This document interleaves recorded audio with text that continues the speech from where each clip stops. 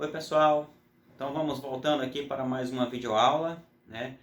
Nessa nossa terceira parte da disciplina de higiene, profilaxia e autocuidado em saúde, nós vamos falar um pouquinho sobre algumas doenças causadas por bactérias, né?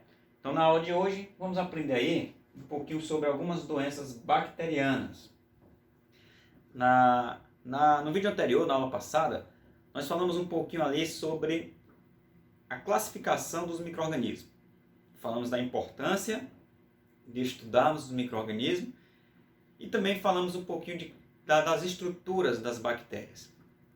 Agora, nós vamos falar um pouquinho sobre algumas doenças que são causadas por essas bactérias. Então, aqui a primeira doença, nós vamos falar um pouquinho sobre amigdalite. Uma dica importante para vocês é: toda doença que tiver esse prefixo "it" no final, tenham em mente que é inflamação, tá?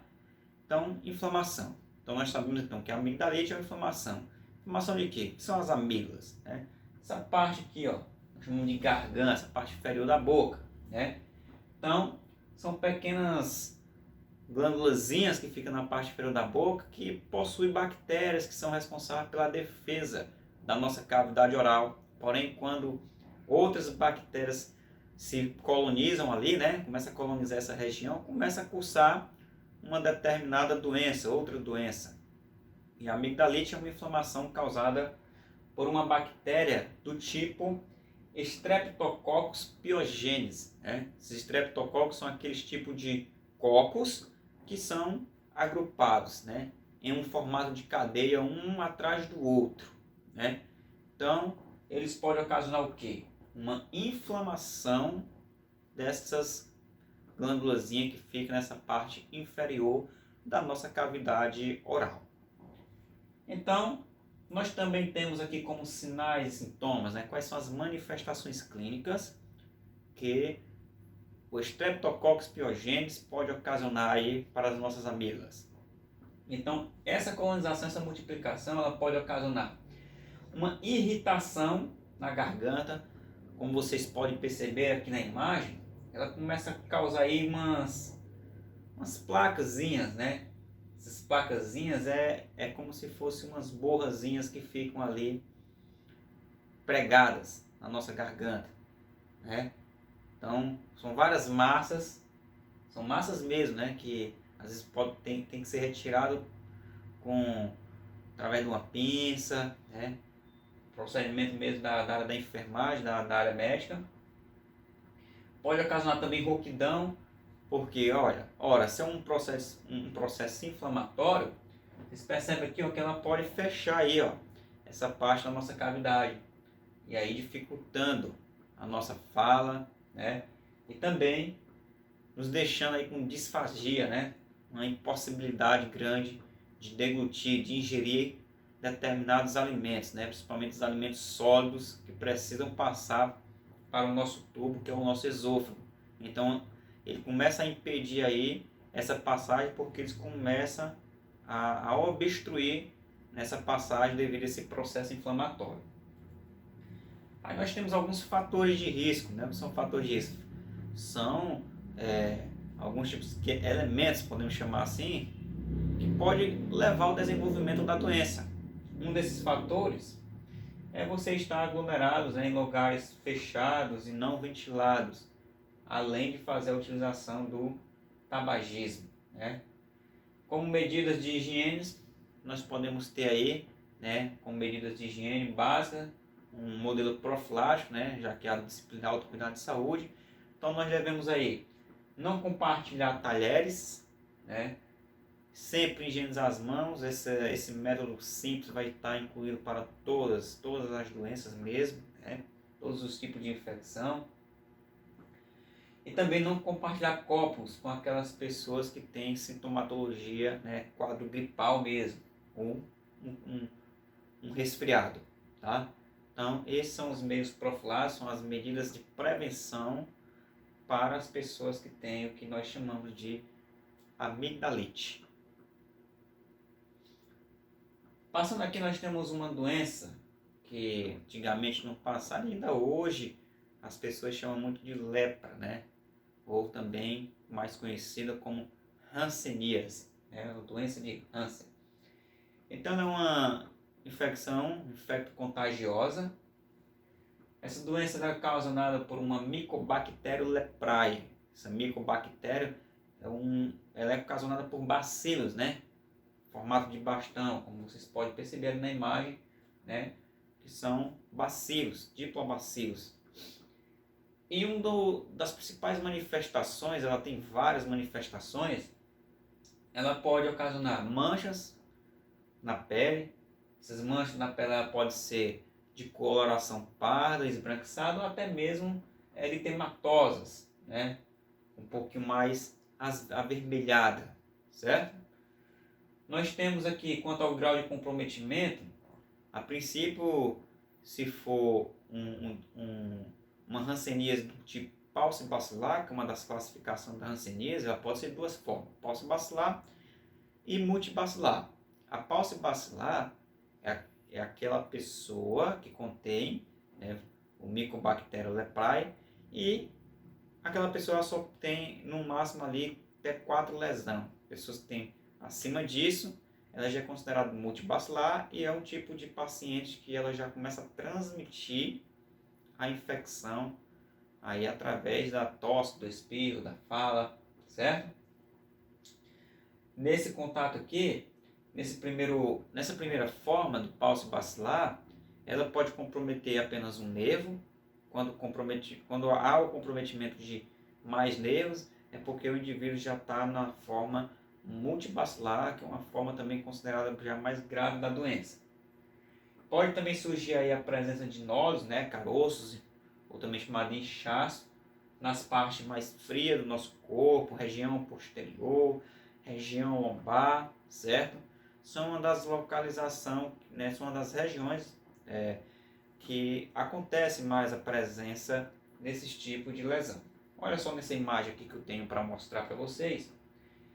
É horrível, né? Um dos tipos de lesão ocasionado pela hanseníase. Então você, técnico de radiologia, toma muito cuidado, principalmente vocês que só recebem o paciente muitas vezes para realização de raio-x e não tem uma rotina no ambiente hospitalar de você entrega a você o prontuário do paciente, ou então do técnico de radiologia pedir o prontuário do paciente para saber, né, a suspeita daquela doença que o paciente tem, para que você possa se prevenir. Então, ao observar pacientes com esse tipo de manchas no corpo, tome muito cuidado, tá?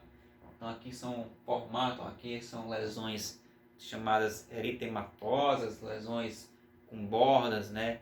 E a sua parte interna bem avermelhada, bem semelhante àquelas lesões do tipo impinge, né, que nós chamamos.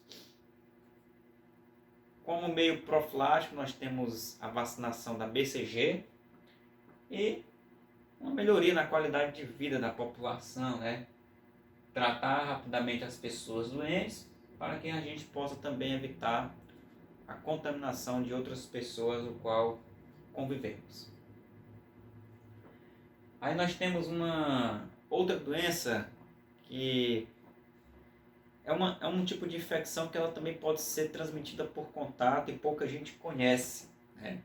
Esse meio de transmissibilidade, por conta de ser uma doença que ela comete muito mais a nossa cavidade superior, né? O nosso trato digestório. Essa primeira parte do trato digestório que começa a metabolizar os alimentos. Então é chamado de difteria, causada por o Corynebacterium diphtheriae, que são aí o agrupamento aí causado por um Streptococcus, né? Que eles são uma variedade de cocos em formato de cadeia. Então, ele também pode atingir as vias respiratórias, né? Pode também atingir vários órgãos do nosso corpo. Além disso, que isso aí já é considerado já a forma mais grave da doença. E aí, provocando inflamação ou até mesmo lesão nessas regiões ou então também no nosso corpo. Essas lesões é bem característico aí, né, são lesões abertas, né, característico aí de pessoas que têm uma leishmaniose, né? Essas lesões por esse tipo de infecção. E olha só o meio de transmissão dessa doença. Pode ser por gotículas, através da tosse, do espirro, da fala do paciente, né? Ou se você tiver também um contato diretamente com aquela lesão do paciente. Então aqui eu trouxe uma imagem para vocês, não vão se confundir com a amigdalite. Amigdalite é umas placas mais semissólidas, são massas, são massinhas mesmo, né? Já a difteria não, é uma placa que ela gruda, ela prega mesmo na garganta, né? E você tem que fazer toda a raspagem para retirar essas placas que ficam impregnadas na parte inferior da nossa cavidade oral, né? Sintomas: dor na garganta, aí acontece aí, ó, o surgimento dessas placas mesmo acinzentadas que cobrem toda a região das amígdalas. E um dos principais meios de profiláticos, né, profilaxia, meios de prevenção que nós temos contra a doença, é através da vacinação da tríplice, né? Nós temos a vacinação que todos nós profissionais devemos estar vacinados, que é contra a difteria, tétano e coqueluche, né, que é uma vacinação, né, pela tríplice viral que nos protege aí, né, garante a prevenção desse tipo de doença, né, dessas 3 doenças, para falar a verdade. E passando aqui, nós temos aqui a sífilis. A sífilis ela é uma infecção, não é IST, infecção sexualmente transmissível. Nós podemos ter aí algumas etapas, como a sífilis primária, onde ocorre primeiramente, a princípio, o surgimento de um ferimento, né, de uma lesão, pode ser na genitália masculina ou feminina, ela atinge os 2 sexos, e essa lesão depois ela some aí com o passar de alguns dias. E aí a gente não dá muita importância para essas lesões. Some, aí a infecção ela fica no que nós chamamos de período de latência, ou chamar de sífilis latente. A infecção fica ali correndo no corpo da pessoa, né? E depois ela pode voltar. Depois de 3 meses ela pode ir para a sífilis secundária, ou então até mesmo para a terciária. Quando ela vai para a forma terciária, já é uma infecção mais grave, é uma forma mais grave da doença. Então algumas imagens aqui para mostrar para vocês, né, do que a sífilis, né, quais são as manifestações que podem ser ocasionadas por essa doença. Então, causas ocasionadas pela bactéria que nós chamamos de Treponema pálido. Treponema pálido é uma espiroqueta, aquele tipo de bactéria espiralada em formato aí de um saca-rolha. Como fatores de risco, apenas aí as relações sexuais desprotegidas. Tomem muito cuidado aí com os materiais superfluos cortantes, tá? E aqui eu trouxe aqui uma imagem para mostrar para vocês os modelos. Então, olha só. Essa imagem nós temos aqui um ferimento no corpo do pênis do paciente, mas pode ocorrer também lá na região da vagina. Nós temos aqui também uma forma, né, terciária da doença, onde ela começa a surgir várias lesões, né, nos membros inferiores e superiores, como palmas da mão, dorso, região plantar, né, dos pés. Pode também surgir na região da boca, né, várias e várias lesões. E também aqui, ó, uma imagem mostrando aí as lesões que são ocasionadas por sífilis na região vaginal. Profilaxia, nós temos aí o meio de prevenção da camisinha, né, a utilização do preservativo é o único meio, né, que nós podemos realizar para prevenir o contato por essa infecção. E aqui nós temos a cólera, né? A cólera, ela é uma doença ocasionada aí pelo Vibrio cholerae. Então, como o nome já diz, Vibrio é uma bactéria em formato de vírgula. E a forma de transmissão é a partir de uns hábitos comportamentais que nós temos, né? É muito comum encontrarmos, né, a gente realizar a ingesta de líquidos, né, de água, beber águas de torneira, quem realiza atividade física, como prática de futebol, né, realiza esporte.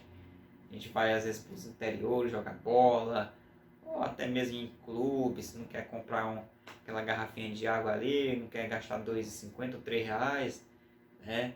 Para tomar uma água, vai ali, encontra uma torneira do lado do campo, da quadra, naquele ambiente, e aí realiza a ingesta desse líquido. E aí, se tiver a contaminação pelo víbrio, a gente pode ter o que nós chamamos de cólera. Uma das principais manifestações causadas por esse tipo de bactéria é a diarreia, né? Diarreia frequente. Já até cheguei a comentar para vocês em sala de aula que diarreia é diferente de desenteria. Diarreia, ela é evacuações frequentes, né? várias vezes durante o dia. Já a desenteria também são evacuações frequentes, porém com a presença de sangue nas fezes. Tá? Então, é uma doença que atinge o nosso trato intestinal, pode também ocasionar dores abdominais, vômitos e causar uma desidratação devido aí nessa perda de líquido que nós temos por essa bactéria, né? São as manifestações.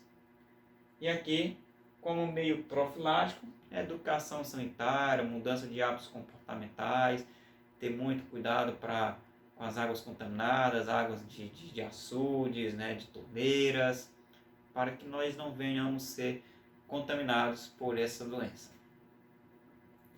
Para finalizar, nós temos uma doença que já foi uma epidemia até mesmo aqui em Santo Inês, né? Se não falhar a memória, teve vários casos, eu acho que 2015, 2016, por aí, por esses anos. É uma doença bem semelhante à pneumonia, chamada de coqueluche. Muitas pessoas conhecem ela como tosse brava, tosse do cachorro, né? Então, é uma infecção do trato respiratório. Essa infecção ela é ocasionada pela Bordetella pertussis, né? Também é uma união de vários cocos.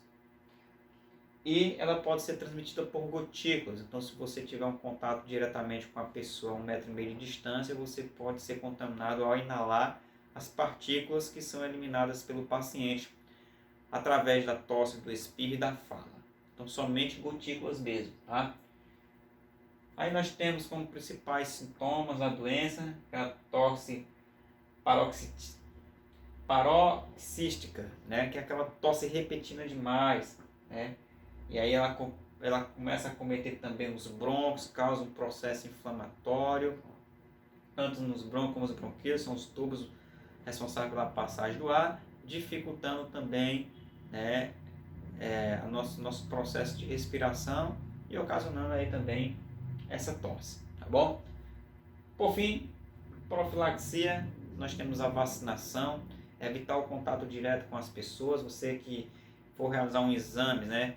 Logo, é uma doença que a gente pede sempre, né? O médico sempre prescreve o raio-x para observar como é que está o pulmão do paciente. Então tome muito cuidado no atendimento direto, né, com o paciente. Atendam sempre o paciente que tenha suspeita de coqueluche, né, lateralizado, com máscara cirúrgica, tanto para você quanto para o paciente, para que você possa se prevenir e não inalar essas partículas que são eliminadas pelo paciente. E aqui nós finalizamos a nossa terceira aula na disciplina de higiene, profilaxia e autocuidado em saúde. Um beijão a todos e até a próxima aula.